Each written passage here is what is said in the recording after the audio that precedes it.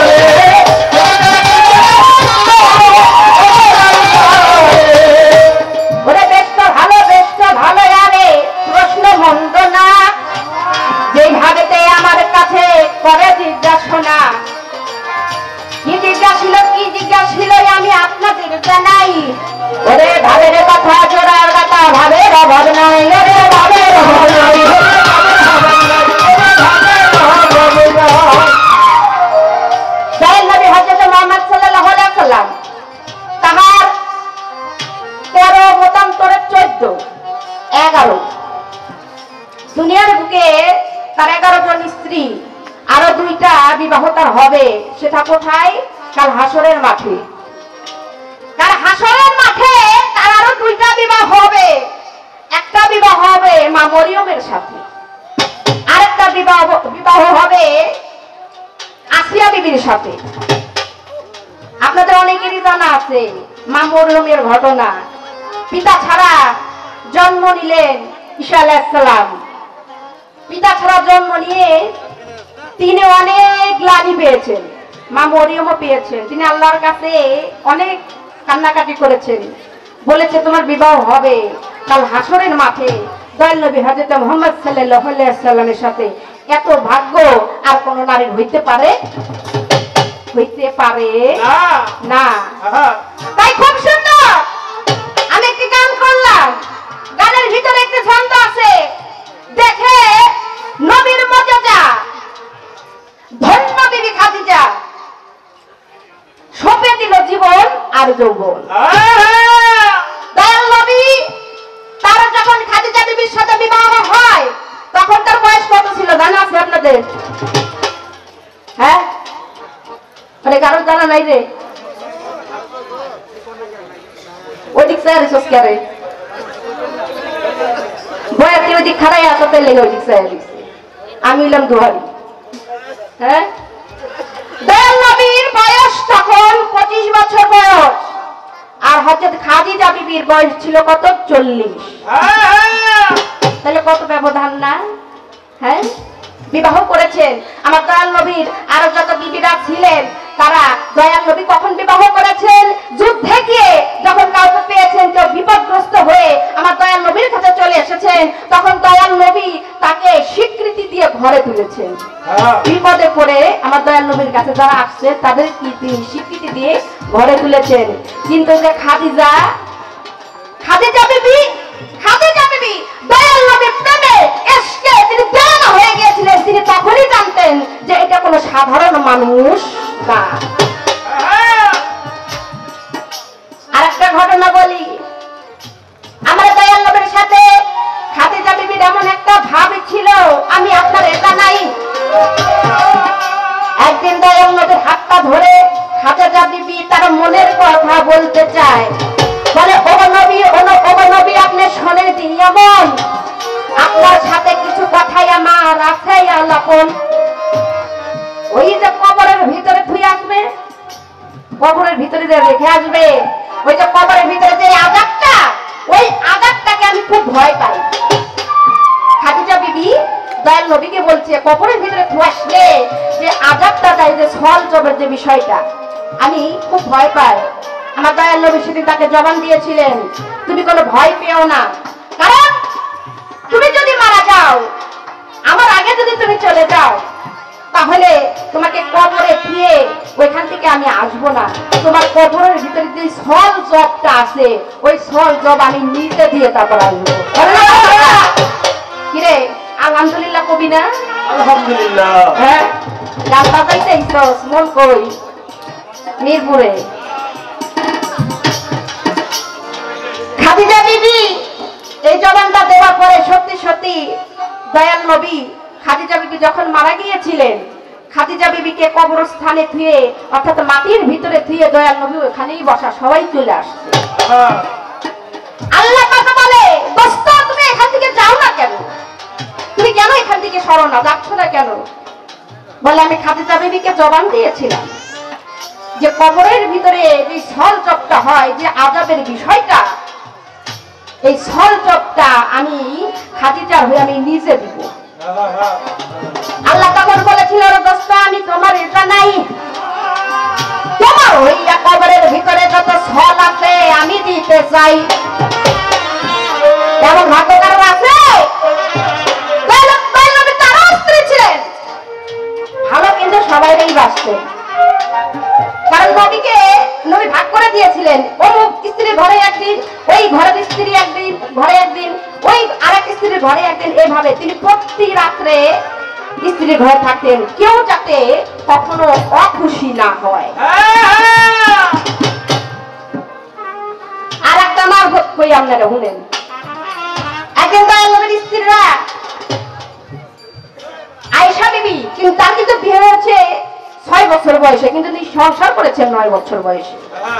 সংসার জীবনে তিনি 9 বছর বয়সে এসেছেন, এসে দয়াল নবীর সংসার করেছেন। তিনি কিন্তু আয়েশা বিবিকেও অনেক ভালোবাসতেন, কারণ তিনি তার শেষ বিবাহ ছিল, সেটা খুবই ছোট্ট বয়সে তাকে তিনি বিবাহ করেছিলেন। তিনি কিন্তু সব স্ত্রীকে ভালোবাসতেন, কিন্তু একদিন আয়েশা রাহমাতুল্লাহ বলছেন যে নবী আমার ঘরে ছিলেন, খাদিজা বিবি বলছে আমার ঘরে ছিলেন, এভাবে তার 11 স্ত্রী বলছে না সে আমার ঘরেই ছিলেন। তিনি প্রত্যেকটা স্ত্রীর ঘরে রাত্রি যাপন করেছিলেন। তাহলে তার মর্যাদাটা কি ছিল আপনি এবার বুঝেন। একজন মানুষ 11 জন স্ত্রীর ঘরে একটা রাত্র কাটানো সাধারণ কোন মানুষের পক্ষে সম্ভব না।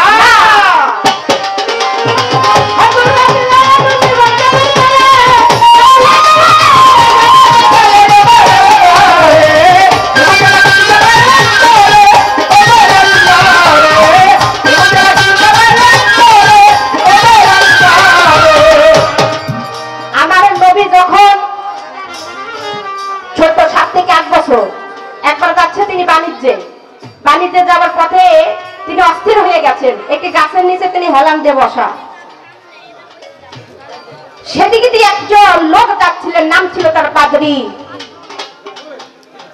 সেই পাদ্রী তাকিয়ে দেখে যে গাছের সাথে তিনি হেলান দিয়ে বসে আছেন, ওই গাছ তাকে ছায়া দিচ্ছে, সর্প এসে তাকে ফোনা তুলছে, ফোনা তুলে ছায়া দিচ্ছেন। সেদিন ওই পাদ্রী তিনি বলেছিলেন, আমি ওই যে পড়েছিলাম যে দয়াল নবী অর্থাৎ শেষ জামানায় একজন নবী আসবেন, তার নাম হবে হযরত মুহাম্মদ সাল্লাল্লাহু আলাইহি ওয়াসাল্লাম, এই বুঝি সেই ব্যক্তি।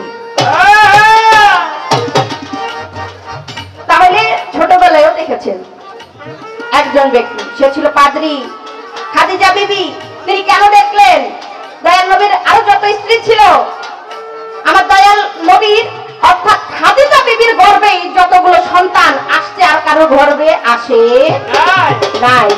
তাহলে স্ত্রী তো আরো ছিল, তাদের ভিতরে মহব্বত এসকোটা বেশি ছিল। আর আমার দয়াল নবীর উপযুক্ত অর্থাৎ তার যে ভাবটা, তার যে ভাবটা বোঝার যে শক্তিটা, এটা একমাত্র খাদিজা বিবিরই ছিল। পাহাড়ের গহেরাই ছিলেন নবী সাধনায়, যেখানে মাওলাই পাঠাই করার তৎপরে একলা কাফের হেলা অন্তর চিরে প্রভুর গাওয়ার নবী বিশ্বের লাগে এনেছেন চাহিয়া শান্তি সুধা। ওই পাহাড়ের গহেরায় দয়াল নবী যখন সাধনায় ছিলেন, তার উপরে সর্বপ্রথম কুরআন শরীফের সূরা বাকারার 5টা আয়াত নাযিল হয়েছিল। তিনি কাঁপতে কাঁপতে ঘরের ভিতরে চলে এসেছিলেন। সূরা আলাকের 5টা আয়াত, ভুল হয়েছে আমার, 5টা আয়াত নাযিল হয়েছিল।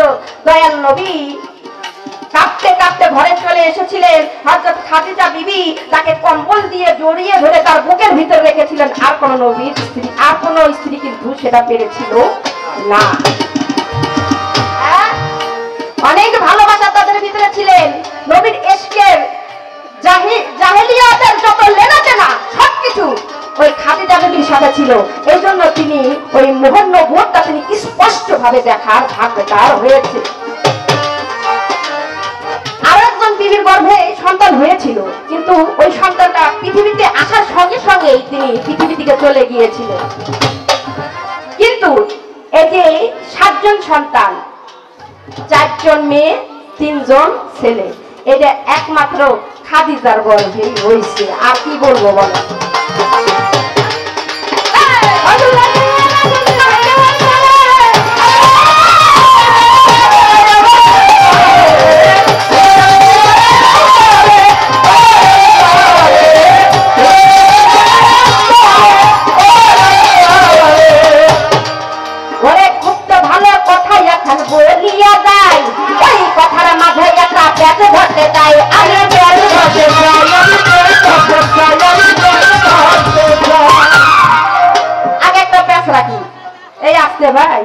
বিষয়টা দয়াল জ্ঞানী ফর্মা পাঠাইল নি। যাই হোক, একটা কথা বলেছেন, মুসা আলাইহিস সালামের যে নবুয়তিটা, সেই নবুয়তিটা ছিল একটা লাঠির ভিতরে, তাই না? একটা লাঠির ভিতরে মুসা নবী আলাইহিস সালামের নবুয়তিটা ছিল। আমার একটা প্যাচ থাকবে, এই হাতের লাঠিটা, এটা হয় বাঁশের থাকে, না হইলে গাছের থাকে, না হইলে লোহার থাকে, নাহলে পিতলের থাকে, একটা কিছু তো থাকে। হ্যাঁ, এই যে লাঠিটা ছিল, এটা কোন গাছের লাঠি ছিল? এই লাঠিটার নাম কি? আমার একটা প্যাচ থাকবে আপনার কাছে।